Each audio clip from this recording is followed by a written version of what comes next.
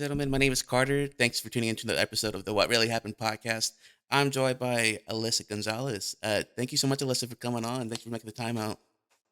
Yeah, for sure. I'm excited. Thanks for thinking of me. Yeah, for sure. I mean, whenever, we met each other while we were at WT, literally my first semester there, because you know, my first semester, I don't know how long you've been there at that point, but I transferred there from Emerald College to WT in the spring. I got there in the fall of 2019. It's my first Okay. semester. So when I did the newspaper when I was at Emerald College. So I was like, let me try and do something that I'm used to. So I joined the Prairie practicum, and I met you, I met Caesar, and all these other amazing people. And I was like, heck yeah, these are pretty cool people. I like these people, and we kind of just became friends ever since. So, um, you were like I said, you're the co-editor of the Prairie News. I mean, that's pretty exciting. Like, how did you get into that position? Yeah. I began with the Prairie News as a freshman in the practical class, just like you. I did that first semester for class credit, and I really enjoyed it. So from there, after the practicum, I became a reporter, regular reporter.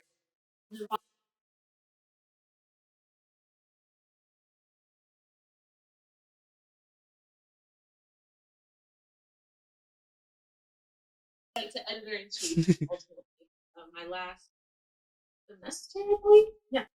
Oh, nice. So you kind of did a little bit of everything. It sounds like that's pretty cool. Yeah.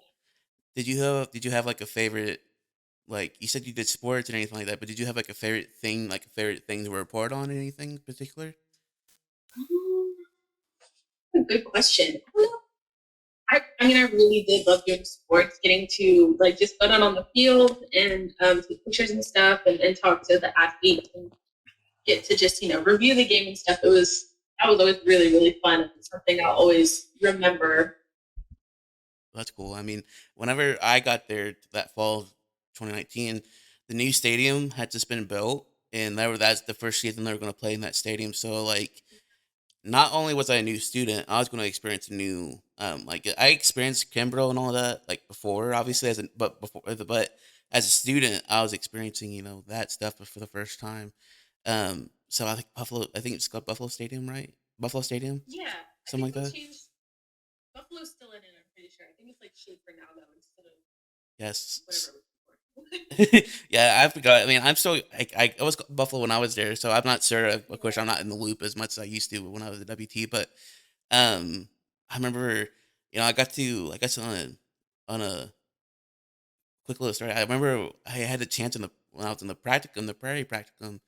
I got to go take pictures, for the first home game, and I thought that was so exciting. I was like, never would I thought that, like that stuff. And like they gave me, Dr. Garcia, who was the teacher or the in charge at the time, she really, or she still is, but she really gave me. I'm like, wow, she really gave me a lot of freedom. I'm like, never would I thought that like that would be Yeah, something I'd be doing then. But yeah, super that's hands pretty off. cool. Yeah. So being that close in that first stadium, I'm like, oh, that's so cool, being there. But yeah, I learned a lot from the newspaper, so it was really cool to be around y'all. I feel like like I said, you, Caesar, were there. I mean, I had Caesar on the podcast for people who listening and watching a while back. You know, super cool to have him and have you now. So that's such an amazing thing. Yeah, so that sounds like y'all are doing a lot of great things in San Antonio right now too. Yeah. It was definitely a change for me. Moving to like a bigger, busier city. Because I mean, I was born and raised in West Texas. That's all I knew. So Yeah, for me, yeah. it's a culture shock, but in a good way. For sure. I mean, I can't imagine because I was like, just like you, I was born and raised here in Amarillo in the West Texas, So anytime I go to these big cities, the highways freak me out. So when I go to like Dallas area or stuff like that, I always get like nervous. I'm like, I've been to San Antonio obviously a few times, and I'm like, oh my god, this is so cool. But I don't like this. So it feels like a different world sometimes out there. Oh yeah, definitely. So we were talking about like newspaper and stuff like that before, but we were kind of want to talk about like digital communication because that was my major. What was your major in communication as well? Mine was broadcast journalism, actually. Oh, awesome. Okay, um, so people who may not know WT, we have like the Fine Arts Communities Complex, which has like an umbrella of like a bunch of different people. So you might have I was a digital communication and media major, so you might have a class like for someone of my major, and sitting next to you, have Alyssa, who's a broadcast journalism major. Next to her, there's an ad and PR major. So we just kind of like different majors all share the same room, pretty much. So, um, but I thought digital, like as a whole, communication, that whole journalist broadcasting as a whole was like something I want to dive into. I'm like, let's dive into it more with Alyssa. So it feels like she might know more about that. So, I was thinking, like, what about like digital journalism or broadcast journalism is like useful, you think, or beneficial? Yeah, sure. I was lucky enough to be in the Prairie when they actually made that transition from mostly print to all online Mhm. without any print. Oh So yeah. that was it was super cool to experience because I would help like with doing the oh the word is escaping me because I haven't done it in so long, but like formatting the newspaper, Oh yeah. um, like doing that. It's a lot of um, hard work layout. That's what I was There thinking you go. of. Yeah. I know you're So talking. I haven't done it in so long. But having to like go in and make sure everything looks good, comparing it to all the other pages, is a lot of hard work, and getting to experience that and shifting to working with WordPress and doing that more. Um, it was a really cool experience, and it's something I think is useful because I still use WordPress every day for the job I have now. So That's pretty awesome. I mean, I remember like I've heard of WordPress and stuff like that, but I remember like doing like you said doing layouts and different things like this, and I remember like I did thankful like how can I say this? I am thankful I learned some of that stuff, but I never really like dove deep into doing it like y'all did, you know?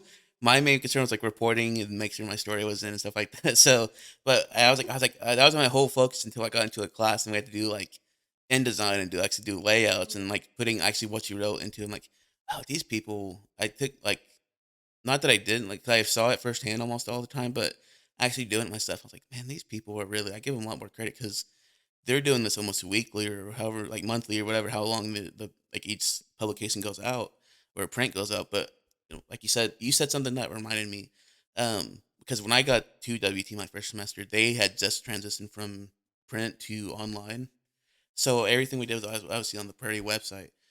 So I was like, oh man, this is like so crazy. I mean, what's the layout going to be? Because it felt like you were kind of like learning, at least for me, I don't know about Saul, but for me, it felt like learning kind of new tricks. It felt like learning this and that. Was that like any different for you? definitely, yeah, just kind of like all the steps you have to take on WordPress to make sure everything's in the right place. When people go online to find or read a story, you want to make sure it's in the right place. So Mm, making sure everything is just labeled correctly, making sure that once it is published, it looks right. It doesn't look wonky on your phone yeah. compared to your laptop or whatever it may be. But yeah, it was definitely a Mm, change. Um, but it was a good change, and I think mm. the way people consume not even just news, but I feel everything. Like no one opens a newspaper. I mean, people still do open newspapers. I know, like Yeah. my parents still read newspapers. If I see one, I'll open it. But not as common. So switching and digital journalism as a whole is just so much more common now.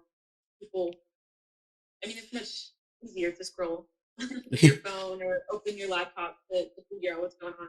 Yeah, I think that's one thing about our generation. It's like we got the experience. We learned like the days of like learning how to do print and anything like that. But we also learned the whole digital new like you said, it's more easier to go to Instagram or go to some website or some newspaper that we trust or something like that, some source that we know that like who may know something. It's like it's much more easier to go to your phone, like, okay, blah blah blah, what's going on? Like it's much easier. Okay, like what's Dak Prescott, status today? Is he injured? Not blah, blah, blah, instead of like having to wait for the newspaper to come, and read it all. Right, But yeah. You just like immediately go into Twitter and type in Dak Prescott, and then you hope something yeah, comes up. for sure. You get like a whole like water, like water, like what is it called? Like water holes of like, or what's it called? Like a Yeah. fire extinguisher or whatever it's called, like of like news coming at you, like oh my god, what's going on this, and then you get all the information at once. I was gonna ask you like, how do you compare to like today's like digital journalism or broadcast journalism, prior to the past? You kind of mentioned it, but like, how would you like in your own? Yeah, no, like I said earlier, newspapers were way more. Uh, I don't know, they were just where people went for their news, and now people look more on the digital side, and I think that has its perks. Mhm.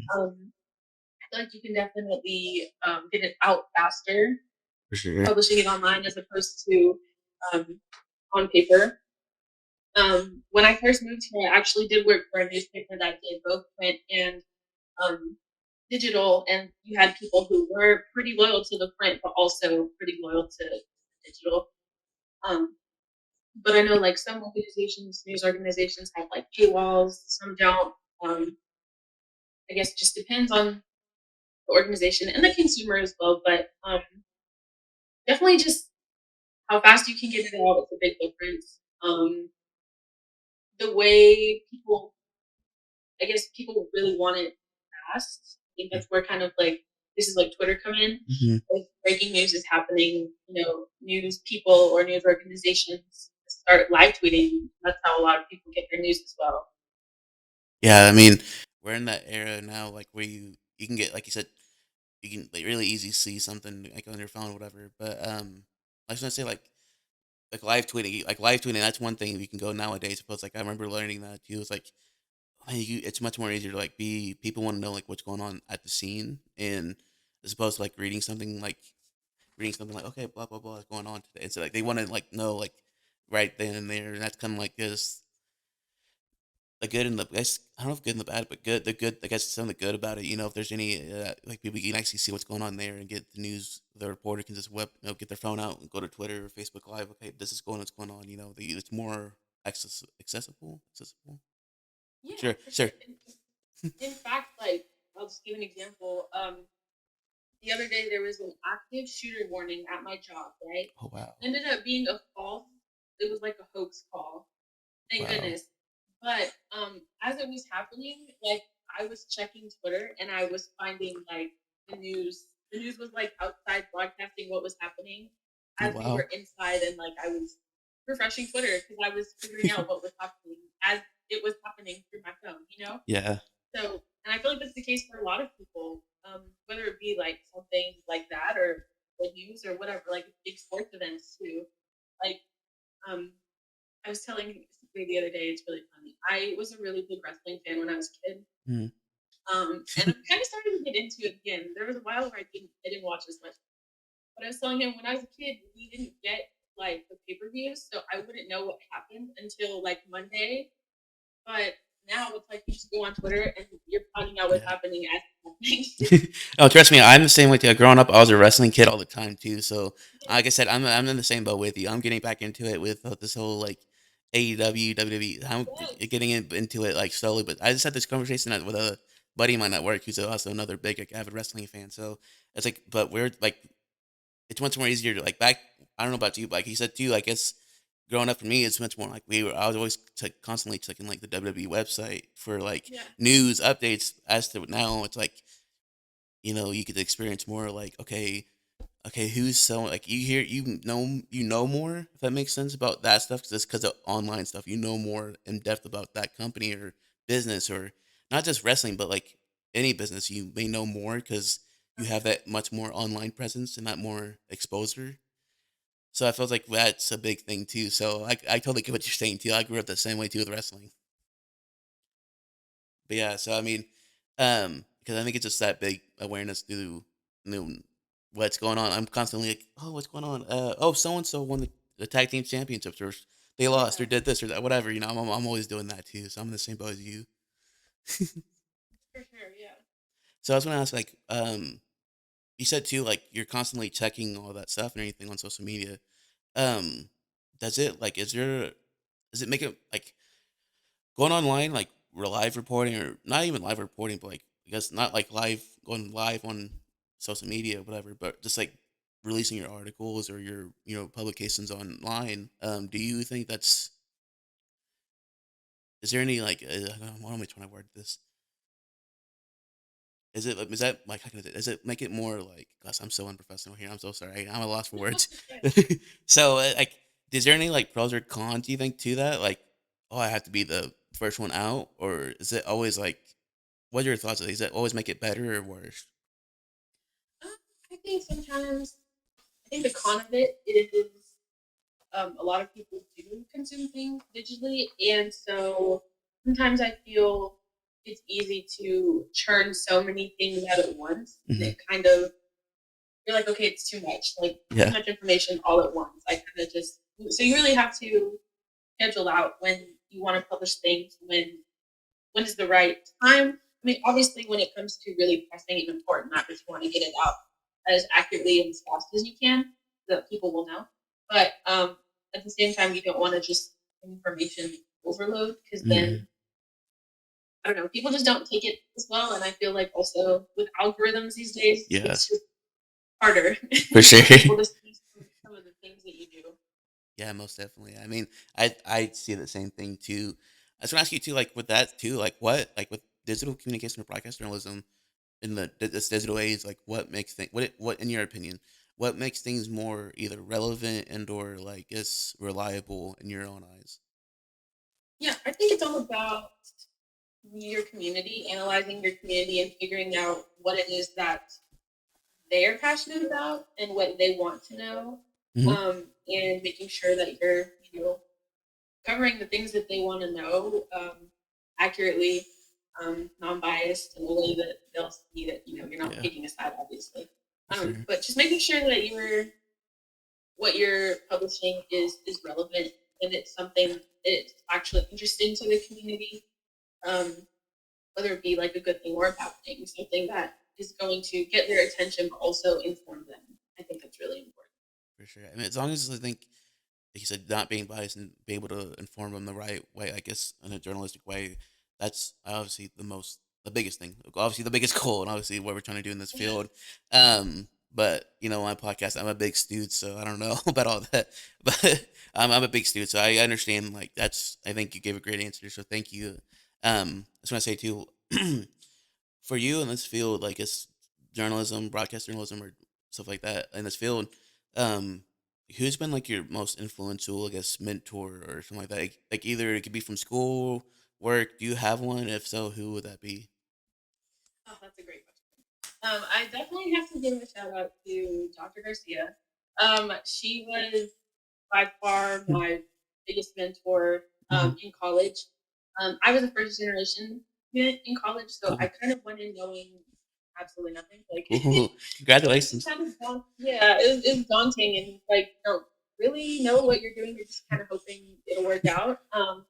And she really took the time to sit down and help me when I needed it, whether it was like actual classwork, Hmm. picking my classes, figuring out what direction I really wanted to go in terms of my career and my major, and just giving really good advice. And um, I know this is like a really big cliche that they always say when you go to college, but being comfortable with being uncomfortable. For sure. Um, but she definitely made sure that like I was uncomfortable by like pushing me and like maybe I don't want to do this because I'm afraid I won't do it well. But like, it doesn't matter. Just do it Mhm. because in the end, you're gonna have that experience and know what to do next time. But she's absolutely great. I still keep in contact with her. Talk to her every now and then. She seems to be doing well. But yeah, definitely Dr. Garcia. She was a really great mentor for me. Like I said, within classwork and even just like personal stuff. Mhm. There were like I had doubts about things, I could go to her and talk to her about it, and she was always there, and it was just really, really helpful. Awesome. That's so cool. Thank you for sharing that too. I mean, Yeah, I'm a second generation graduate, my mom went to college and everything like that. But um, whenever I went to college, like I said, I went to community college, graduated with my associate's degree first, and went to WT, transferred to WT. But whenever I was at community college, I thought like by the end of it, I was like, oh yeah, I'm like you said being, comfortable with being uncomfortable. I felt like I was pretty like not I thought I was comfortable, like, because I had people there, like a few people that were able to push me, like you said too, yeah, in a good way, because who knew my mom. You know, I had a teacher in the mass media department. Her name is Madison. Shout out to Madison too. She watches this, and Dennis, Serene, all these other people who are in the education department, who were like you said, were pushing me. But I thought like, oh, I'm ready to do this. Blah blah blah. I'm ready for the next step to go to WT. And I went to WT. I was like, oh man, this is so much more different. I mean, for me, because I felt went from a community college to this big, like it felt like a movie for me when I first started. Because I yeah. felt like, "Oh my god, this is so much more different than I thought it was gonna be." So, thankfully, I had people around me like you, Caesar, like when I first started, who were like, "Okay, like let's keep going, like you know this stuff already," kind of thing. Like thankfully, it felt like having people like that, having people in your corner, like, "Oh man, this is not as bad as I thought it was gonna be," kind of thing. So it's always cool to have those people around you. I think so. Thank you for sharing that again. Yeah, for sure. And I think it's, I don't know. I think the WT media compartment department is just, I think it presents a lot of really great hands-on opportunities. Hmm. So that way, when you do leave, you are pretty much equipped with what you need. I think, at least so far, that's been my experience. It's presented me with a lot of really cool opportunities, and when you're looking for jobs, and I am thinking about like my skill set, I was like pretty confident in thinking I could do like the basics, you know. Yeah, for sure. I was gonna ask you too, like you said, you're a broadcast journalism major, at WT. So I was gonna ask, like, what is a common myth or myths, um, about like the broadcast journalism field? Do you think it's out there? Ooh, good question. If there's any. Um, I think, I don't know. This is more towards like journalism in general, but I think a lot of times people think that writing is a lot easier than what it really is. Um, or just like when you're in the media communication like department community, people want to focus on one specific thing, but it's really Mhm. all about knowing a lot of things and having a big skill set. You know, like it's Yeah. great that you just know how to write, but you do also Yeah. need to know how to take pictures to an extent or how to edit videos. Um, Hmm. if you just want to, take pictures, it's important to, like learn how to write and do you know how to Yeah. caption those photos that you're taking? It's just important to expand your skill set because especially in college, it seems difficult because there's a million other things going on. But I think you're ultimately going to thank yourself for doing that and taking the time to do it because when you do eventually get a position somewhere and it could be thrown on you where they ask, hey, can you do this? You're like, yeah, I can do that Yeah. actually. For sure. I mean, that's a lot too. I think I feel like that's a great example of it because like whenever a WT or AC too, but a WT, I felt like that's where I learned that too in the department. It's like you said, you really have to like. It's cool if you know one thing like writing, but can you do like a thing for ad? Like can you do like can you do something for like you said, shoot and edit videos quickly. Like sometimes not just like okay, you have a set like you just go shoot and edit video. You have to have you have a set time to do it. So you have to constantly like they Yeah, put you in those life scenarios. Sometimes it feels like at least for me it felt like that way. I don't know. yeah. There's always deadlines. For sure. So I felt like okay, I gotta make sure my priorities are. I felt like that was really good too. Like you get to learn how to like do videos, photography, radio. At least for me, it was radio too. I had something I did at WT. I never thought I would do like be on live radio, or even do podcasting. I never or doing all this writing, editing, doing XYZ like excuse me, like you mentioned. So I felt like that's really they really helped encompass all of that. It makes you actually understand it. So when you go into the real world, you can actually like that information instead of just being thrown to the wolves like, oh my gosh, I didn't know that in college, blah blah blah. Yeah, At least that's how and I I felt think too. definitely it's helped me a lot at least, especially now with the job I have now. It's your writing is like the main thing, but definitely also recording and editing audio or video or taking pictures or even like creating social media posts. Hmm. Um, I don't know how often you use Canva, but it's like my lifesaver, which I'm sure a lot of people say that. But I use it all the time. I use it almost every all the time. yeah, For sure. yeah, but it's definitely good to be versed in different things because it's going to ultimately help you in the end. Yeah, most definitely. I just have a couple more questions to close out. If that's cool with you. Um, so I just want to say thank you for the time again, Alyssa. It's really cool. Thank you. Um, are you a big podcast listener at all, or like book reader or anything like that?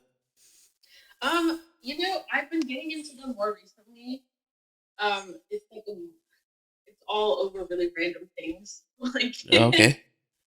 So yeah, I guess you can say so. Okay. Well, I'm sorry. What was like? You said you're getting to what again? I'm sorry. Sorry. I blanked out for a millisecond there. No, you're fine. Listening to podcasts, I'm definitely Okay. doing that more than I used to. Awesome. Cool. I mean, like, what are like just for the people out there listening? I mean, what are some podcasts that you recommend to the audience and why? Well, I first and foremost have to recommend this one.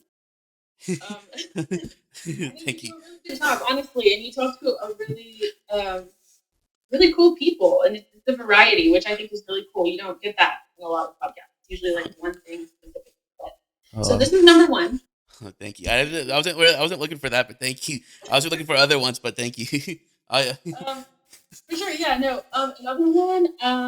My like go-to sports podcast. I don't know why I can't think of it right now, but it's Mina Kimes podcast. okay, If you're into sports, I for really like sure. that one. I just go check that out. Yeah. Um, there's this like I'm trying not to consume too much true crime, but there's a really good music true crime podcast called Disgraceland. Mm-hmm. If you're Okay. into that. Yeah. And then I think the other one. Um, I've actually been listening to Nick Bear's podcast Oh, recently. really? You know who Nick Bear is? Don't believe so. Maybe if you like, what does he do? You might may. Yeah, no, he's based in Austin, and he's like a he's like an athlete. I Okay. guess you could say he like runs and stuff, but it's motivational and it's kind of like a health podcast too. I guess you could say, but it's really really good. It's called the or his like company's Bear Performance Nutrition. You should definitely look that up Okay. if you're into something like that. But his podcast is really cool. Awesome. I gotta take all those out. I mean, excuse me, sound pretty awesome. I'm the same way too with true crime. Like, I like it, but I don't like. I gotta remember like tune it back a little bit. Okay, don't go down the rabbit hole. I like, hey, one episode Yeah, maybe, and I'm out. So it's easy to get like caught up in all that, and I'm like, okay, let's dial back a little yeah, bit. okay, let's go watch some Disney Plus. Let's watch some Marvel stuff, or Yeah, let's watch some Tom and Jerry or something. yeah, something to cleanse the brain. For something, yeah. I don't want to look like a psycho and having a conversation like, "Oh, did you hear about so and so, Ted Bundy?" And all that. I'm like, and I start throwing out facts. I'm like, some like people are like, "Who's this weirdo? Like, what's going on?"